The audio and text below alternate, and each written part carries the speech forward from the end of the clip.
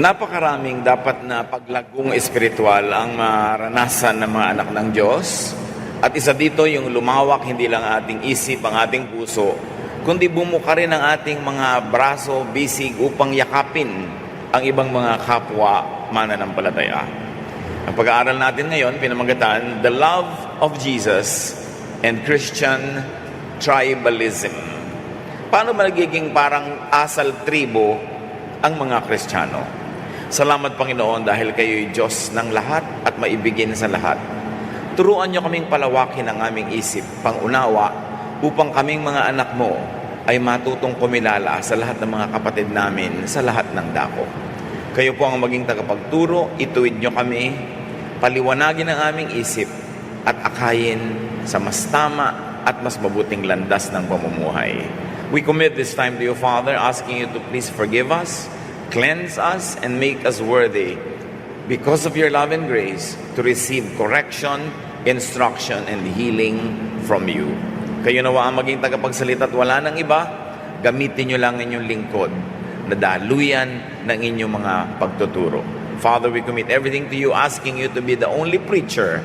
We like to hear your voice. In Jesus' mighty name, we pray with thanksgiving. Amen.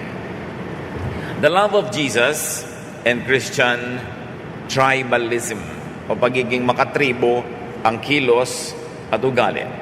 People, especially the Jews, as we see them in the Bible, are very tribal in orientation and behavior. At ito marahil ang ginagawang modelo ng napakaraming mga Kristiyano in modern times that no longer share the tribal and the primitive environments that created the tribalism of ancient Israelites. Tribalism implies the possession of a strong cultural or ethnic identity that separates one member of a group from the members of another group. In other words, kung makatribo ang iyong pag-iisip, naghahanap ka ng laging maging kakaiba ka para mahiwalay ka sa mga ibang tribo. The human brain is believed to be inclined towards tribalism due to its advantages in survival. Noong araw na primitive ang mundo, marami mga wild animals, nature was almost like an enemy. Unable to survive, people had to be tribalistic. Konti ang food supply, walang developed agriculture and trade. Therefore, there was a very big issue about survival, and tribalism, branding together in a small group, ensured that there was more chances at staying alive. But because of that, you love only your tribe and hate everyone else. Tribal love is most naturally limited to the tribe. The tribe might be composed of a very small community, some families, or a family, or the most basic and strongest tribe is the self, the individual. Na pag talagang sobrang kagutuman na, pati magulang nalilimutang anak niya, yung anak niya, at nagiging makasarili. That is why survivalist persons are ultra-selfish. Tribal love is selfish. That's why tribalism is not suited to Christianity. Tribal love is defensive of self and offensive to the other. Laging ipinagtatanggol ang sarili at inuusig ang iba. Kasi sa tribalism, laging may other. Sila versus tayo. Ikaw versus ako. There was always an other to separate from. An other to demonize so that when you take away his food, you don't feel guilty. Total demonic naman siya. Laging may other to contrast with and avoid becoming liking and becoming alike. Kailangan ay hindi ko siya magustuhan at kailangan hindi ako maging katulad niya. So tribalism is always very insecure about identity, and tribalism is always focused on becoming distinct, identifiably different. And the bloodiest offenses and defenses are against the nearest threat.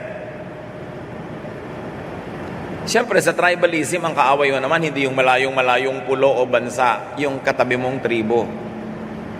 Kasi yun ang kakompetensya mo sa pagkain, kakompetensya mo sa lahat ng bagay.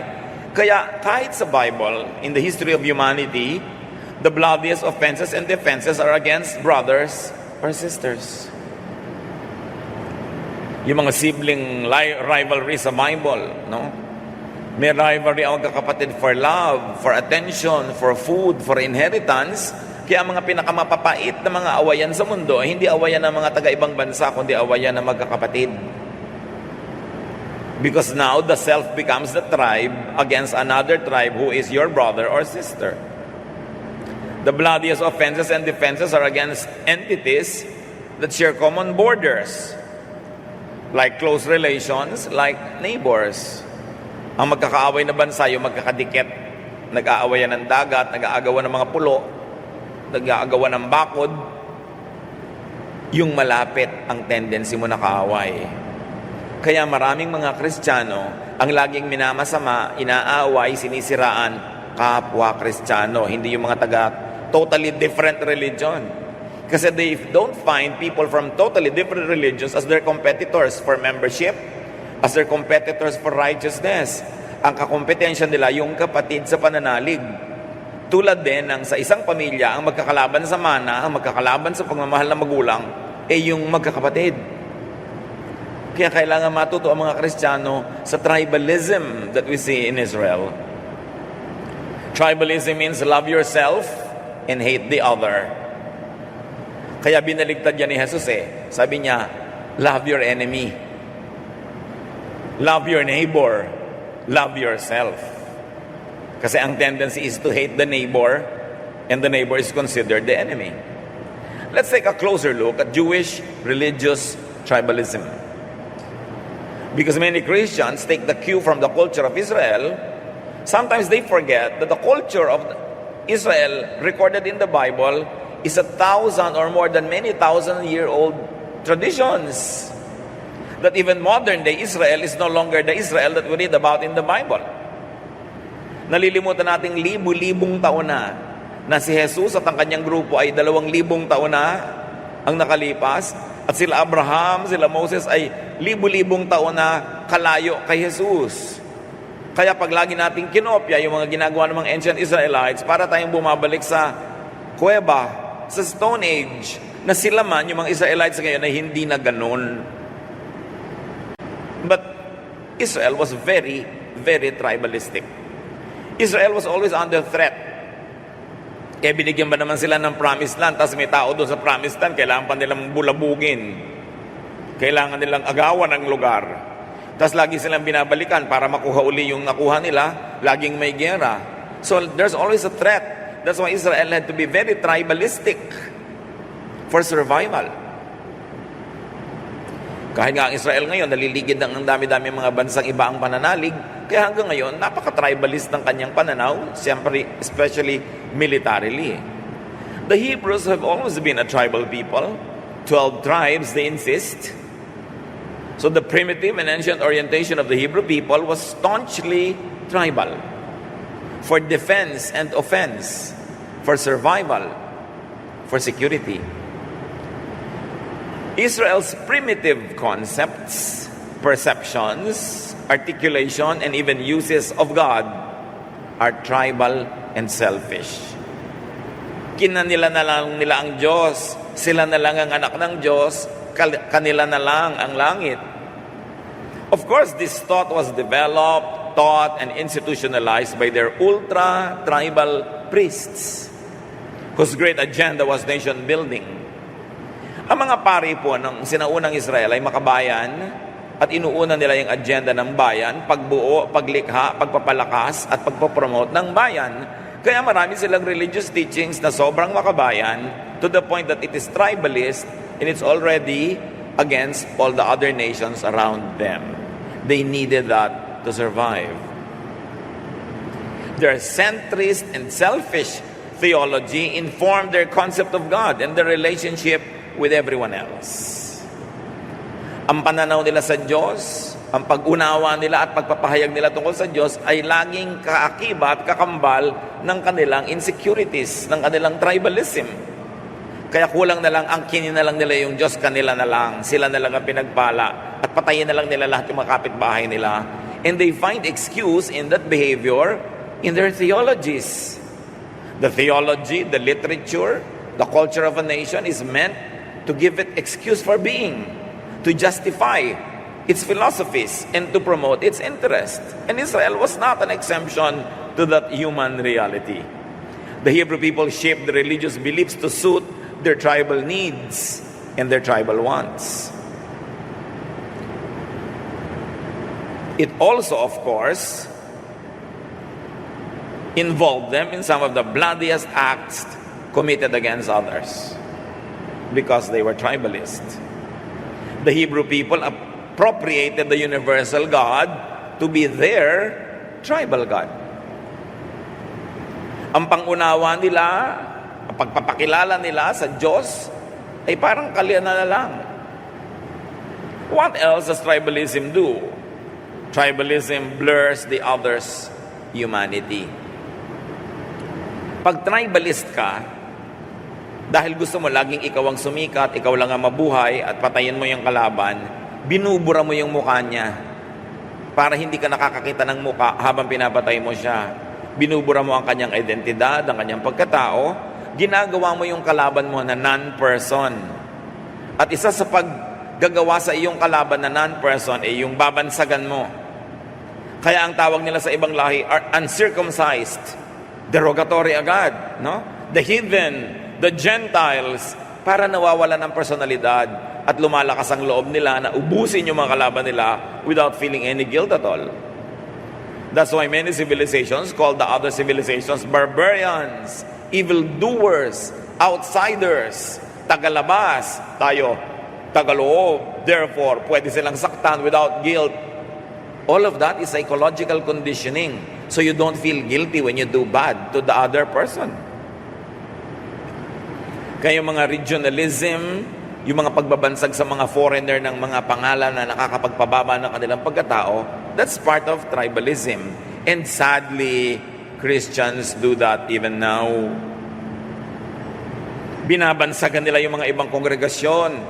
Tinatawag nila ng mga pangkutya, panglalait, pagpapaliit ng mga pangalan at mga bansag para huwag silang mag-guilty pagkakapwa nila Kristiyano, pinipintasan, sinisiraan. Binibigyan nila ng mga pangalang nakakapagpababa ng reputasyon.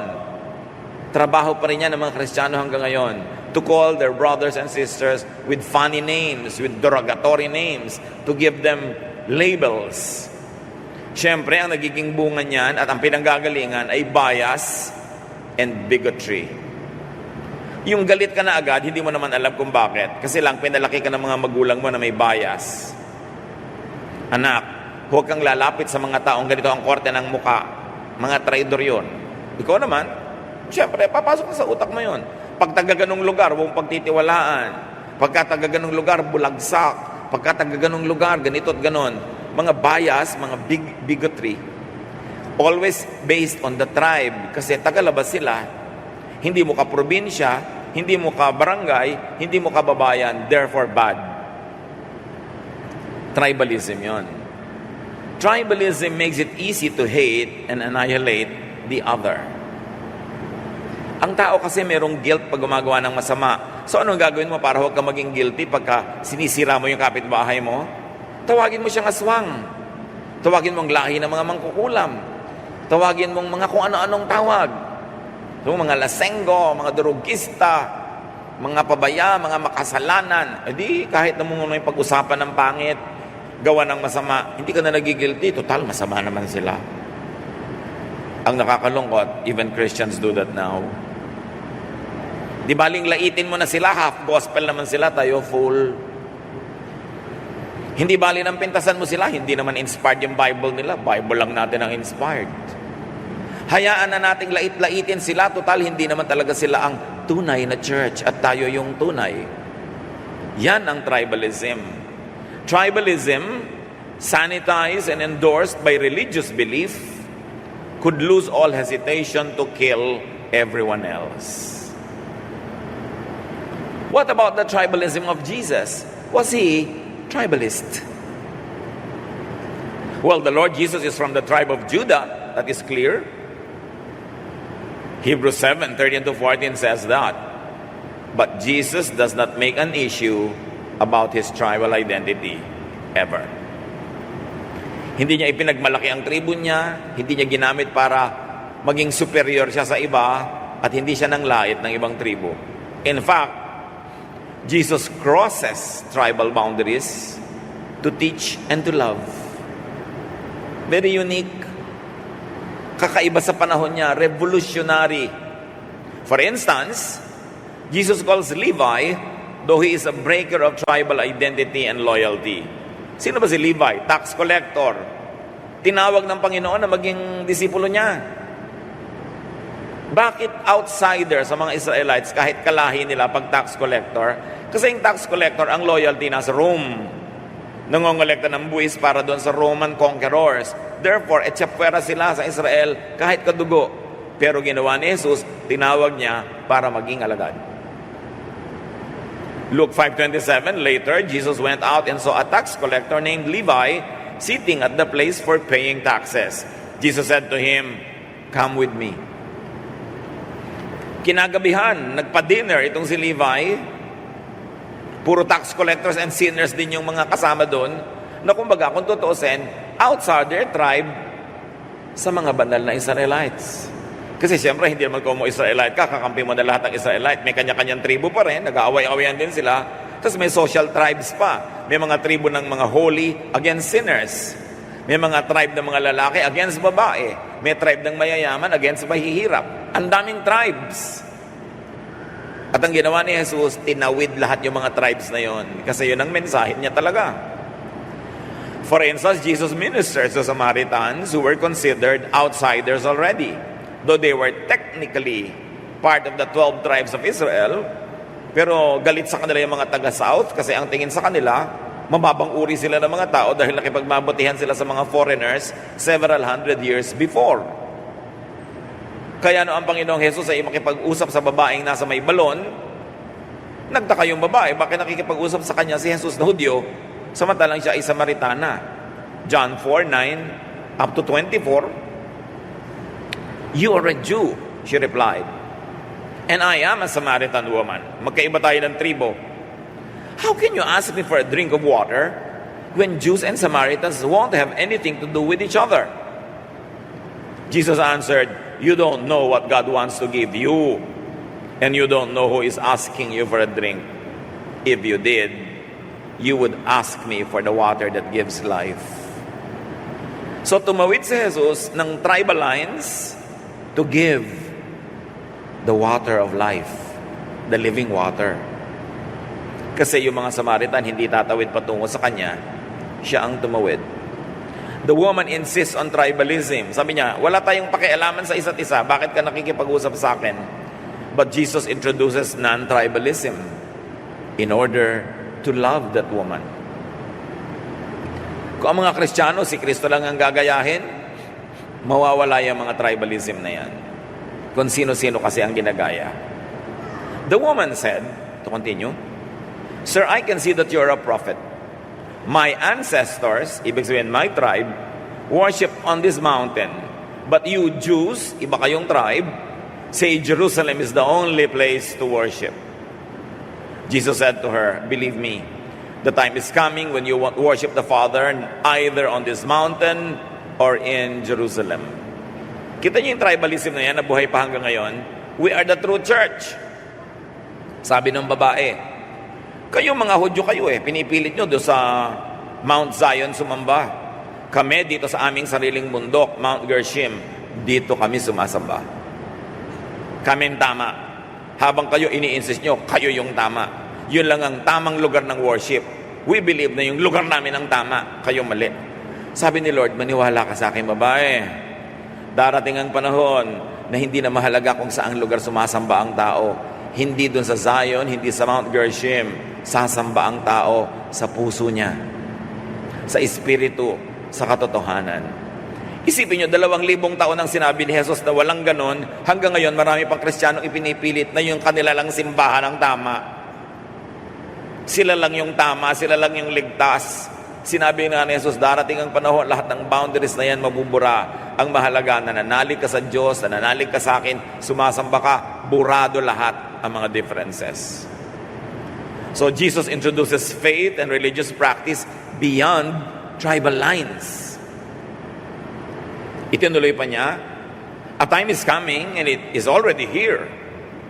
Even now, the true worshipers are being led by the Spirit to worship the Father according to the truth. These are the ones the Father is seeking to worship Him. God is Spirit, and those who worship God must be led by the Spirit to worship Him according to the truth. Sabi ni Lord, alam mo darating ang panahon, sa katunayan, narito na't nagsimula na mga tunay na mananampalataya ay sasamba sa katotohanan, hindi sa props, hindi sa lugar, hindi sa affiliation, hindi sa pangalan ng simbahan, hindi sa history ng simbahan, kundi siya diretsyong kokonekta sa Diyos sa pamamagitan ng pananalig at Espiritu. Tulad ng sinabi ni Lord, when 2 or 3 are gathered in my name, I am there in their midst.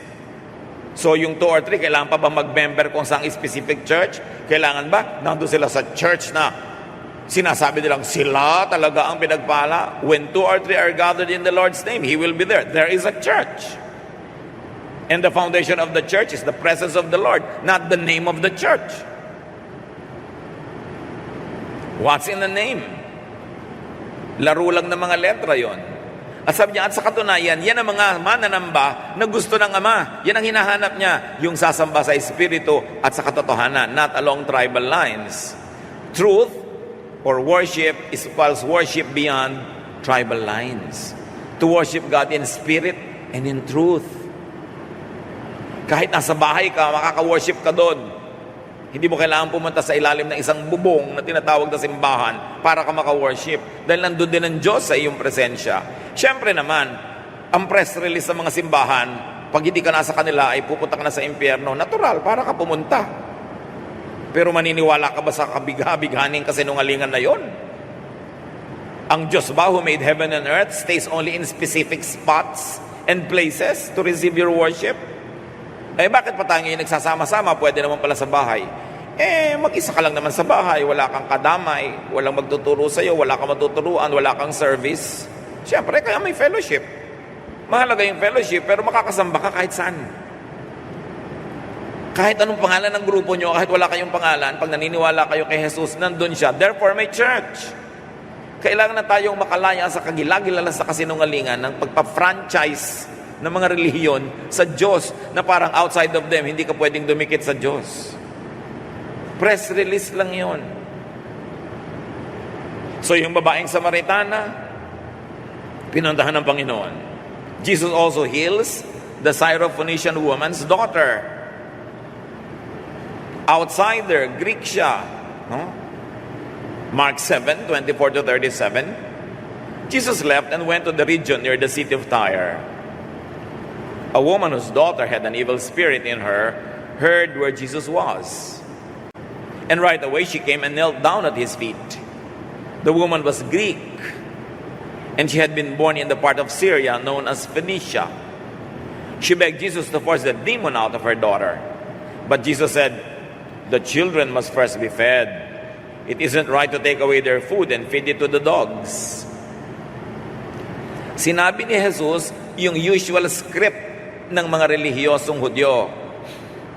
Ang tawag nila sa mga hindi Hudyo, dogs. Mga Gentiles. Sabi ni Lord, bakit naman papagalingin ang anak mo? Ang pagpapagaling at pagpapakain dapat sa mga anak lang ng Israel, hindi sa mga aso. Isang napakalaking pagsubok sa babae. Dahil yung usual traditional line ang sinabi ni Jesus. The woman replied, Lord, even dogs eat the crumbs that children drop from the table. So ano sinasabi ng babae? Lord, please blur the tribal line. Please, huwag ba nang i-emphasize na magkaiba tayo, na magkaibang tribo kami. Kasi kahit naman aso, kumakain ng mga nalalaglag mula sa mesa di ba? So i-consider mo na lang kaming member of the household. Jesus answered, that's true.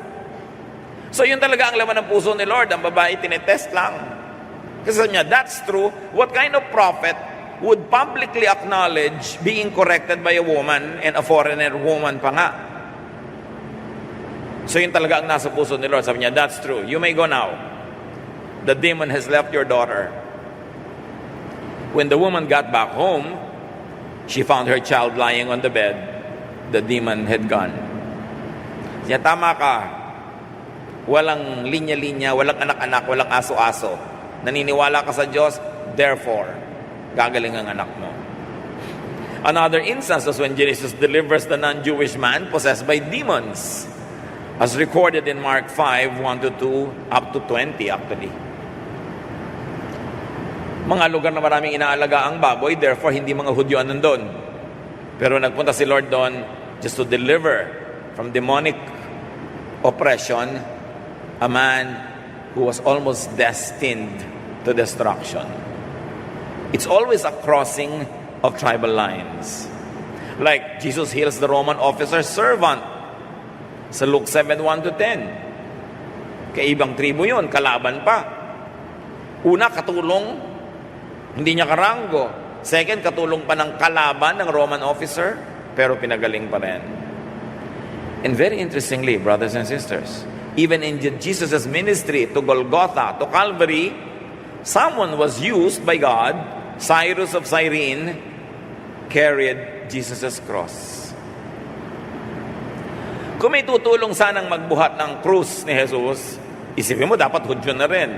Dapat disciple niya. No, Cyrene from Cyrus, na recorded sa Luke 23:26.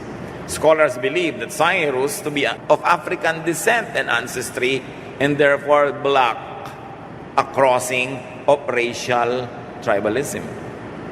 If so, someone from across the tribal line was used by God to help Jesus carry the cross. What does that mean about tribalism? God was blurring tribalism, even in the holiest act of Jesus, to carry the cross and die on it.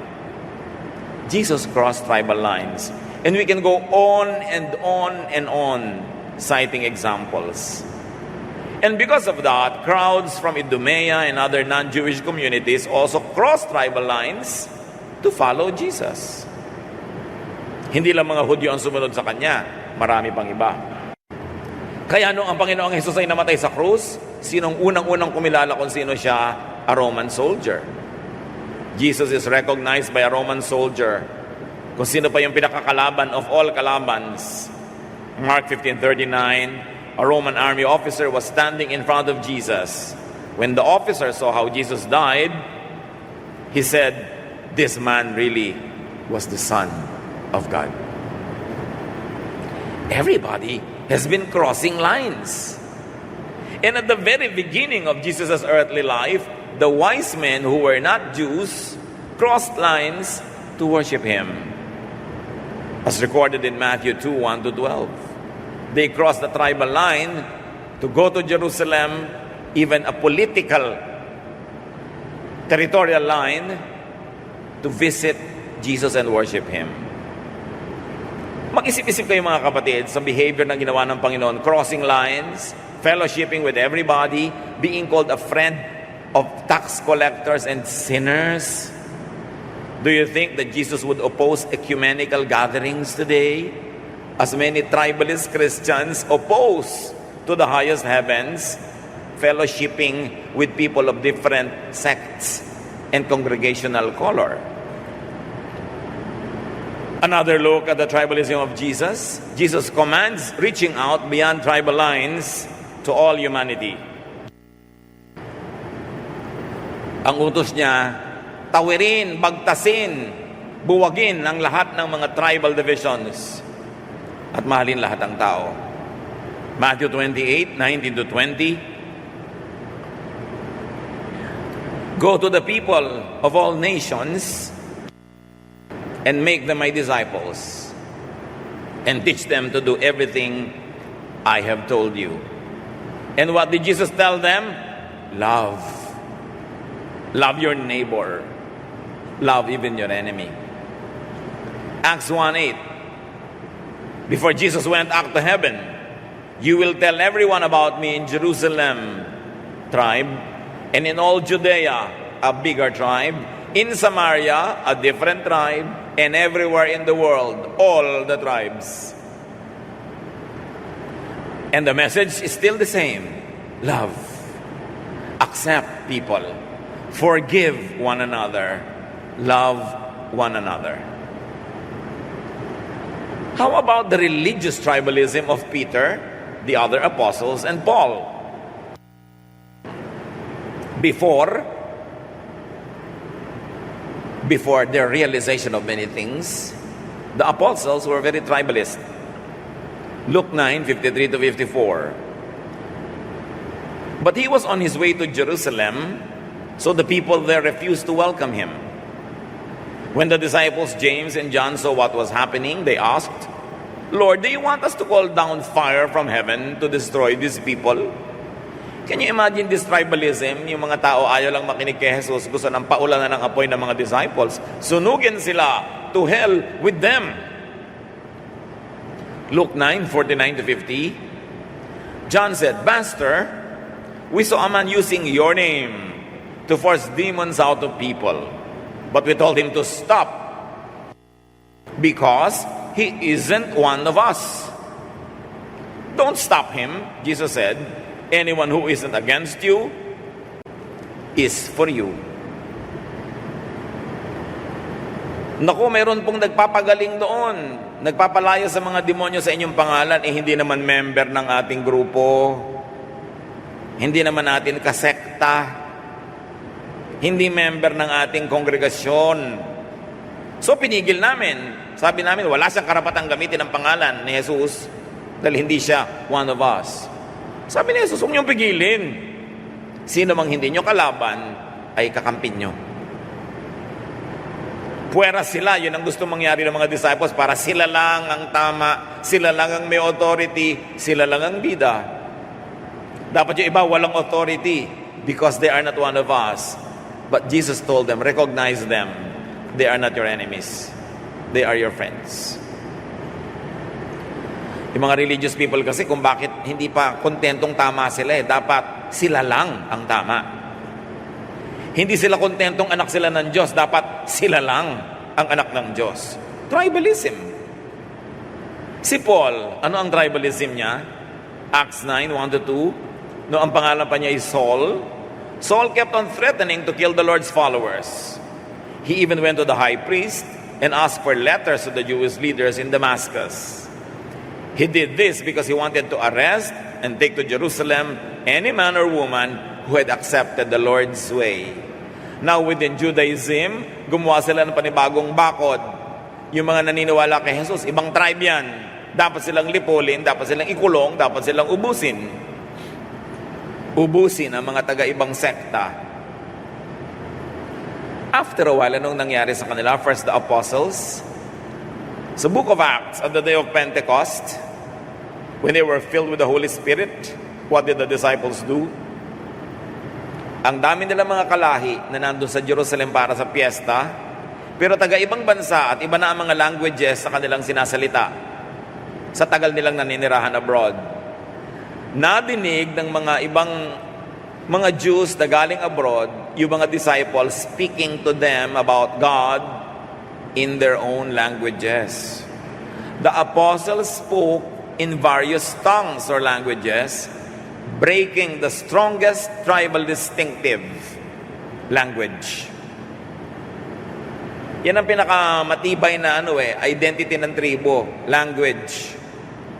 Mga Pilipino, pag nasa abroad, siyempre, may mukhang Pilipino, hindi ka naman sure, baka Thai, baka Malaysian, baka Indonesian. So sasabihin ng Pilipino, balut! Pag may lumingon, Pinoy. Language. No? Nagkakakilalan. Kabayan, may titingin.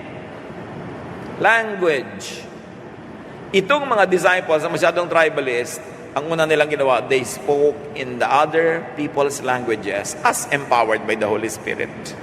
Binrake yung tribal identity nila as different from the visitors coming from abroad.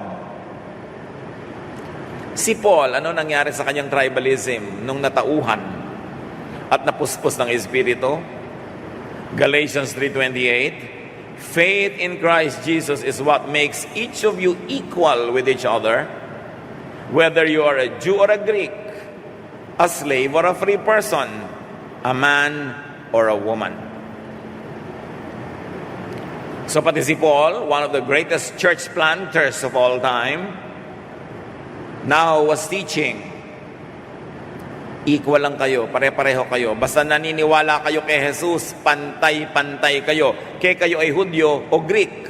Sa kanila kasi dalawa lang klase ng tao, Jew or Greek, Jew or outsider. Yung sa Greek, nandun na lahat ng nationalities. Outsider, foreigner. A slave or a free person. So it was a social divide. Kanina, racial divide. So whether you're a man or a woman, now a gender divide, which was the biggest tribe in Israel. Babae ka ba o lalaki? Sobrang iba buhay mo. Iba batas sa'yo, iba sa akin, iba lahat. Pero sabi niya, alam nyo, babae kayo at lalaki, alipin o hindi, mayaman o mahirap, insider or outsider, pantay-pantay kayong lahat basta nanali kayo kay Jesus.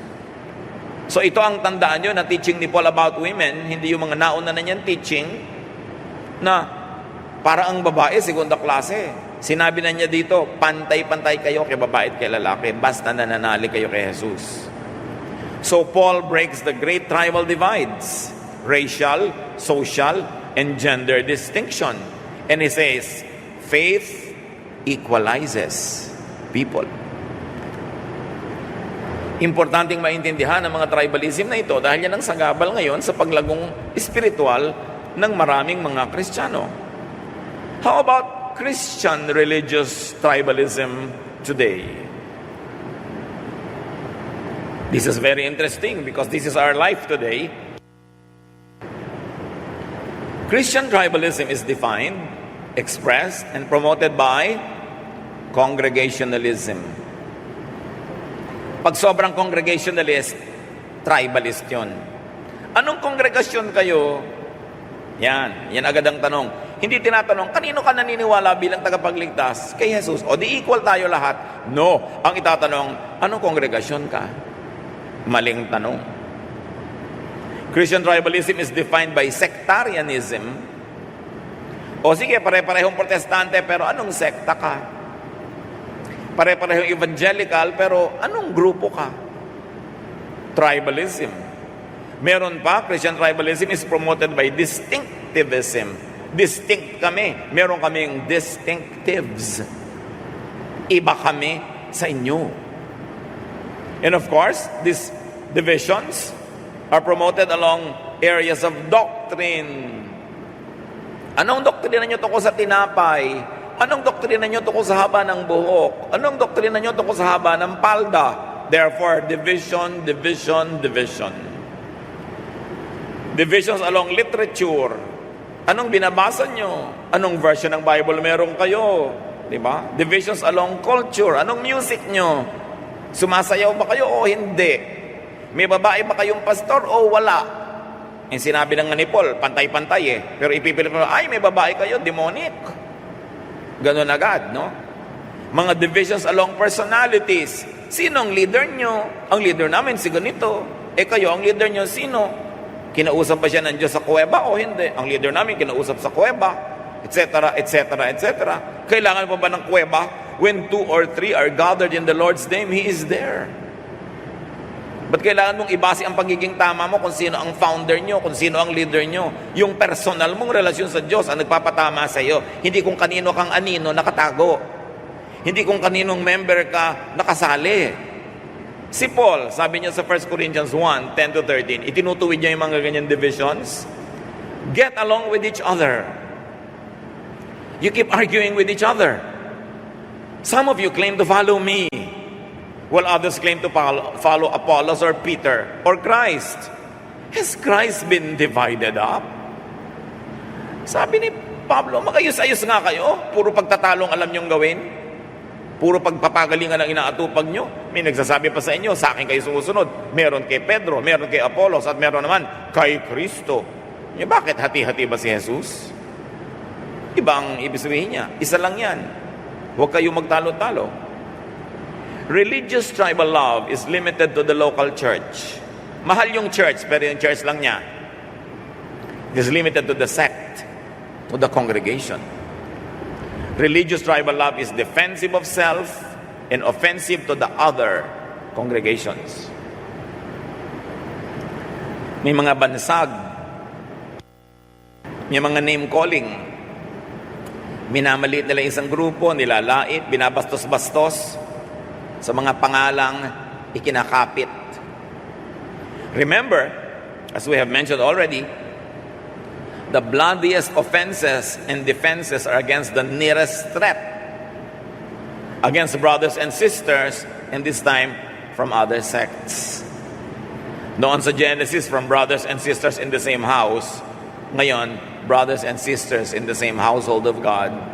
Yan ang mga pinakamadudugo at malulupit na labanan.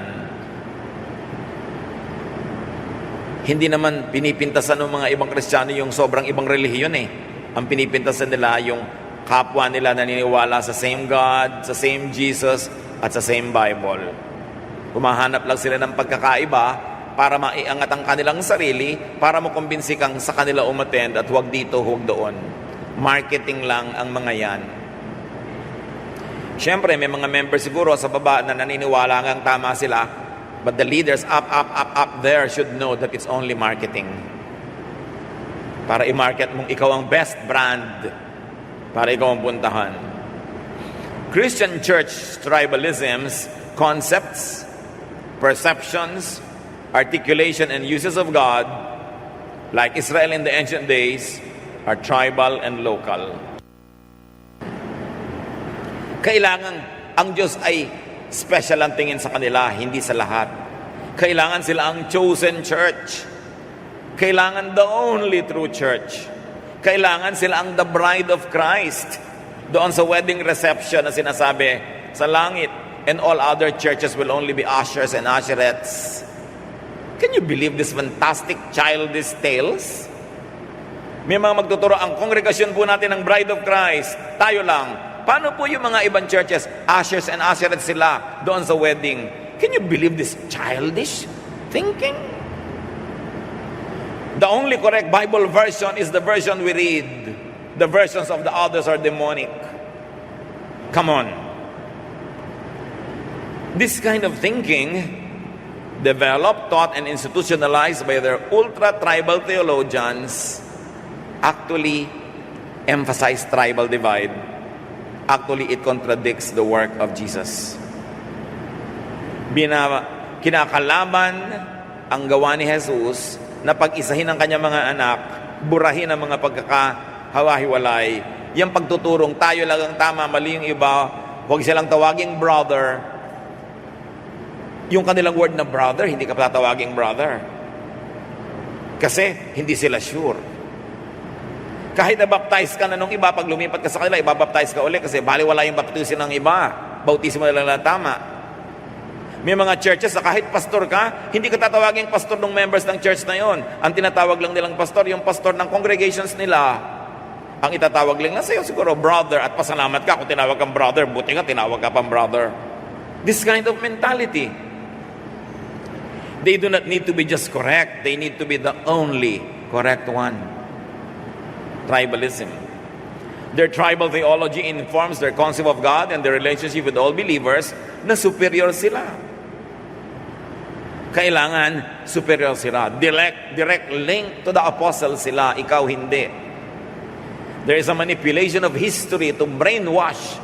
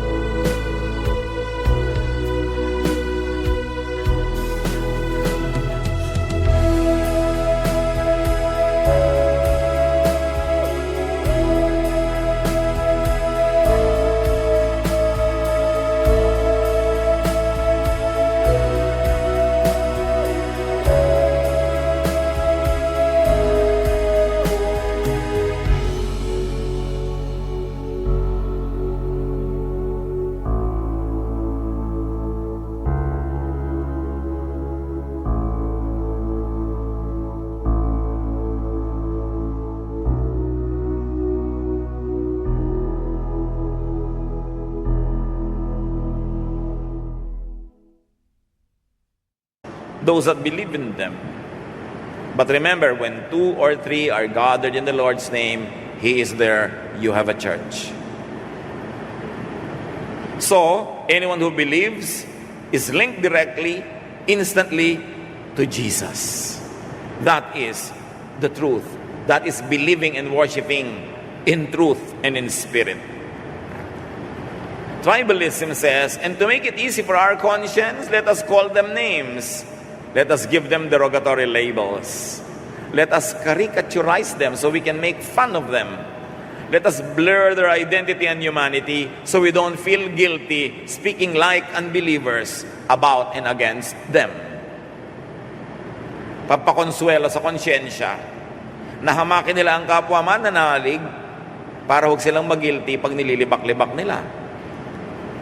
Tribal Christians shape their religious beliefs to suit their tribal needs, wants, and to demonize and therefore subdue and dominate the other. Ang goal ng tribal Christians, madomina yung iba. And within the same local tribalist church, ang goal ng leadership is to dominate the members, to control them, even the private lives that they live, to police them, and to continuously make them accountable to them. May mga hukuman sila na nililiti sa mga nagkakasala, binibigyan ng mga parusa, samantalang hindi pa nagja-judgment day. Salvation pa ngayon, hindi pa judgment. Observe this, brothers and sisters. Many tribalist Christian denominations that came from America originate from states where slavery and racism were practiced and institutionalized in society at large or in the church itself. Maraming mission sa Pilipinas galing sa Amerika. Maraming mission na nakarating dito galing sa mga states sa Amerika na daang taon na may slavery, may racism. At sa mapa, yung mga pula sa South, yan yung mga Confederate States na nakalaban ng mga taga North, nag-civil war sila dahil sa South, gusto nila may slaves. Hundreds of years, nanguhuli ng mga tao sa Africa, ibinebenta sa mga slave markets, meron silang free labor sa kanilang mga plantations. Ang kanilang mga churches, kahit Christian at may verses sila, hindi pwede mag-church yung mga Negroes. May segregation at ang pang-justify nila, Bible verses. Yes, they had segregated Christian churches. And they had verse-based pro-slavery doctrines. And even fought wars for such doctrines. Ang pinaglabanan talaga ng napakadugong civil war sa Amerika ay slavery. And the southern states wanted slavery forever. They wanted black people to be their free laborers. At mababa ang pagtingin nila, very racist. Gusto nila, controlled nila yan. So like the American Civil War of the 1861 to 1865. And where from the American South, where many Christian missions of the Philippines come from. In the name of God, using Bible verses, they wanted to subjugate a race. Racist, controlling, and they wanted slavery. So in the Deep South, up to now, until very recent history, many people in these places, though not loud, could still believe deeply in the racial or philosophical superiority. And if they were Christians, they could imbue those in theology. Hindi lahat. Hindi natin sinasabing lahat. Pero pagka dun galing yung missions, suriin mo kung merong nalalabing mga bakas ng mentality na may mga slaves dapat, racism, separatism, tribalism. Merong other, very clear. We pray and we hope that it no longer exists, especially in modern times. But in case that you wonder why some churches are very separatist, very tribalist, very self-righteous, very condemning of others, i-trace nyo baka galing sa South. At hindi naman lahat ng galing sa South ganun. We pray not. Pero i-trace nyo dahil may posibilidad na may mga latak ng master-slave mentality yung mga tao. Kaya very controlling and very tribalist. In their need to be superior, they demonize the other. Ano yung other? Sa mga missionary, tingnan natin mga missionary naman. Ano yung other pag Kristiyano? The other culture, like musical forms and instruments. So pag galing sa mga ganyang background ng missionary, pagpunta niya sa isang bansa, sa isang kultura, demonic ang music doon, demonic ang culture doon, lahat palitan, gawing culture nila, music nila, kasi yung kanila, sacred. Naniniwala ba kayo sa ganon? Demonic yung ibang Bible versions, kanila lang ang tama. Demonic yung ibang seminaries, seminary lang nila ang tama. Therefore, demonic yung other churches. Kaya huwag kayong magtataka kung sobrang mapanglait, mapanglibak, sobrang separatist. Because as long as you are the other, you could only be of the devil. Tribalist attitude yon to justify their self-proclaimed superiority and to justify their evil behavior towards you. Sadly, many global missions come from these areas where much cultural insecurity, defensiveness and offensiveness and bigotry could still be very much alive. Even in the global church today, yung sobrang mga bigots, sobrang mga bias, sobrang malupit sa kapwa, sobrang manghusga, marami galing sa South. Hindi lahat, pero marami. The people they convert get to receive not only Christ, but also the contradictory culture of self-righteousness, domination of others, control of members, a lot of anger and hatred that their missionaries could bring, intentionally or not. And their converts could learn and then ferociously promote because of their ignorance. Sa kakulangan ng kaalaman sa kasaysayan, sa kultura, hindi lang natatanggap ng mga tao yung Kristo na dala ng misyonero, natatanggap din niya yung bias, yung bigotry, yung separatism, yung judgmentalism, nahahawa din. Isinusumpari niya ang sarili niyang kultura, ang sarili niyang bayan, ang sarili niyang kulay, ang sarili niyang wika, at ang ginagamit lang niya ay yung kultura, musika, wika ng misyonary.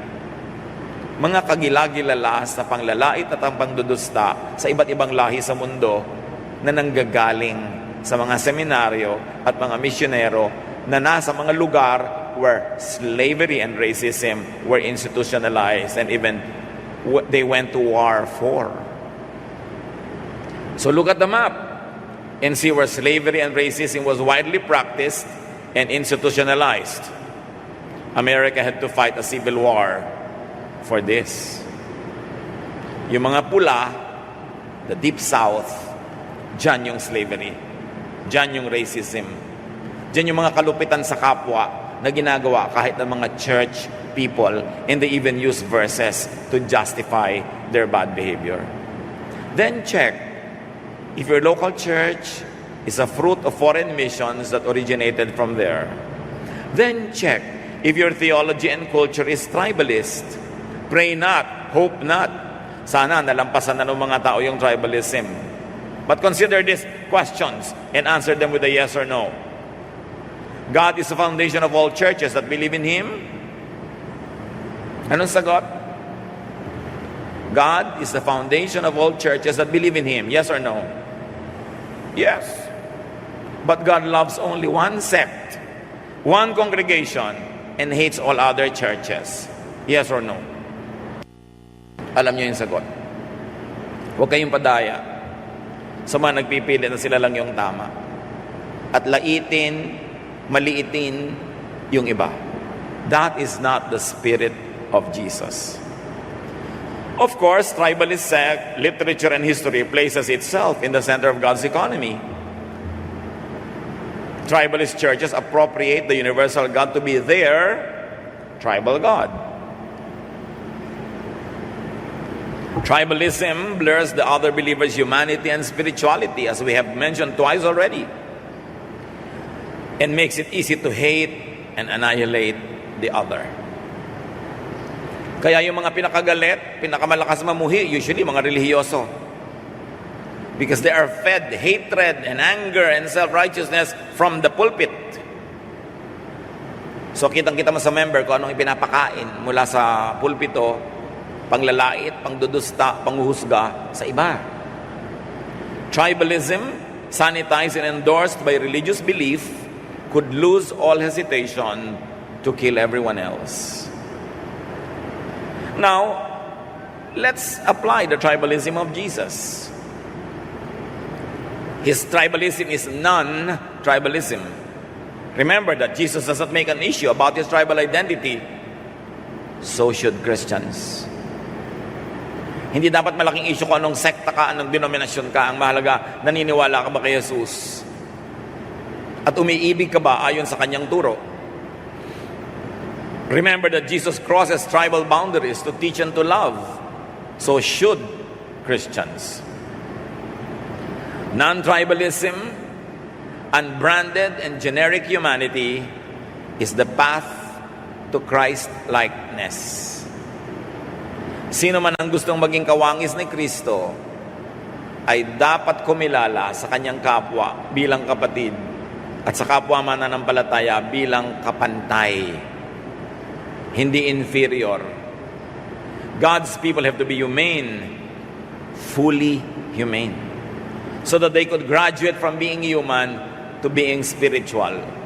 Kailangang lubusin mo muna ang pagiging tao at makatao bago ka lumampas sa pagiging tao at maging espiritual.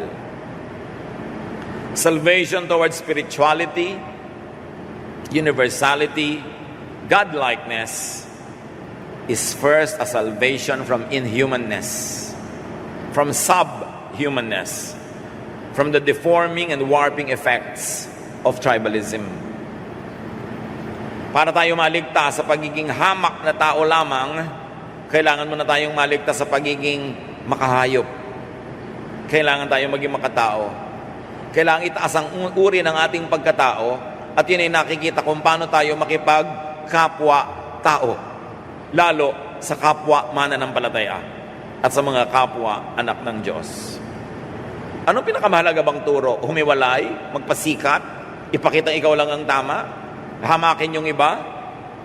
Matthew 22:36-40. Teacher, what is the most important commandment in the law?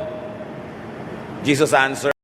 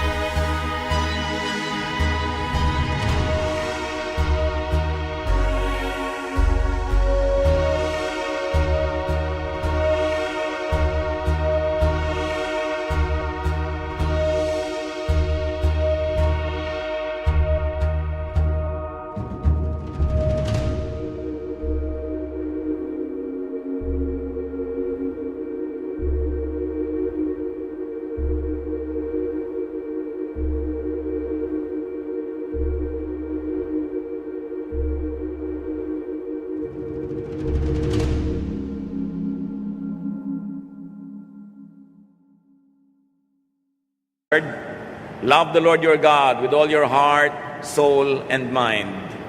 This is the first and most important commandment. The second most important commandment is like this one, and it is, love others as much as you love yourself. All the law of Moses and the books of the prophets are based on these two commandments. So kung isa-summarize mo ang buong Biblia, ang turo lang, love God and love others as you love yourself. There's no space for that, for religious tribalism. There's no space for division, for self-righteousness and judgmentalism. The space is for love, acceptance, forgiveness of your fellow men. John 13:34-35, Jesus says, "But I'm giving you a new command. You must love each other just as I have loved you. If you love each other, everyone will know that you are my disciples." So love is the greatest doctrine. And if your commitment to doctrine makes you unloving, throw away that doctrine and just love. You can never go wrong by loving, because sabi ni Lord, meron akong isang bagong utos, kalimutan nyo na yung iba. In fact, lahat ng utos ni Moses at lahat ng turo ng mga propeta, ito rin lang yung laman. Love one another. Don't love only yourself and hate the others. Love your neighbor as you love yourself. Religious tribalism has no place in the economy of Jesus' love. It has no place in the Christian church. The church must reform. 2,000 taon na ng pagtatalo-talo, pag-aaway-away, paghahati-hati, pagsisiraan, na ang nagiging bunga lang, nagmumukha tayong katawa-tawa sa tingin ng mga hindi mananampalataya. Lalo lang sila nagkakaroon ng dahilan para hindi makinig sa atin. Kasi sabi niya, kayo nga ang gulo-gulo eh. Leave me alone. Kasi nga ang gulo-gulo ng mga anak ng Diyos. Jesus prays in John 17:11, "And now, I am no longer in the world, but they are in the world, and I am coming to you." Sabi niya sa Ama, "Holy Father, protect them in your name that you have given me, so that they may be one, as we are one." Yan ang gusto ni Lord na mangyari sa kanyang lahat ng mga anak, maging one. Sabi niya, "I have sheep that are not of this fold." Sabi niya, "If anyone is not against you, he is for you." In other words, don't treat fellow believers outside of your circle as enemies or as competitors. Treat them and love them as you would love yourself. Religious tribalism has no place for Christian unity. Unity cannot happen when people are tribalist. And unity is what Jesus wants. Religious tribalism has no place in Christian unity because it will always divide. It has a place only for distracting, for differentiation and separation and division, which is not what Jesus wants for His church. To be a Christian, be church, be Christ-like. Do a Jesus. Love and forget your tribalism. Tama namin, turuan nyo nga po kami na gawing totoo sa buhay namin ng mga katuroang ito. Luminaw sa aming isip na hindi kami kailangang maging superior sa iba. Sapat nang kami tama. Hindi kailangang maliin yung iba. Sapat na anak nyo kami, hindi kailangang kami lang ang anak nyo. At sapat na kami ligtas, hindi kailangang kami lang ang ligtas. Palinawin yung isip namin, Panginoon, ang aming paglingkuran ay yung katotohanan that Jesus wants the church to be one and united. That whatever we do as individuals, as members of congregations, should contribute towards the unity of all believers and not division. Alisin mo ang aming mga kayabangan at kahambugan na kami lang ang tama, kami lang ang tunay na anak mo, at turuan mo kaming maging maibigin tulad ng iyong anak na si Jesus, who crossed tribal lines, who crossed all divides to love people. Pagbulay-bulayan natin mga kapatid at i-apply sa ating mga buhay ang mahalagang turo ng Christian unity.